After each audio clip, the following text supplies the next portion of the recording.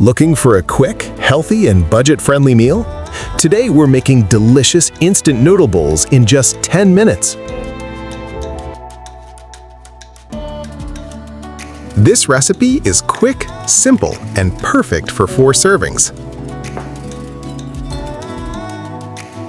These simple ingredients are all you need to prepare this healthy noodle bowl.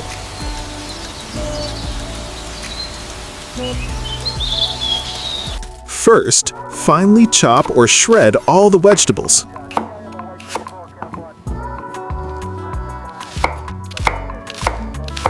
Next, cut the tofu into bite-sized cubes and lightly fry them in oil.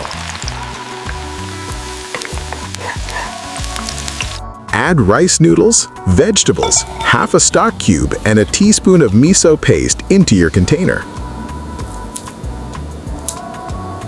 When you're ready to eat, simply add boiling water and wait about 5 minutes until the noodles are tender.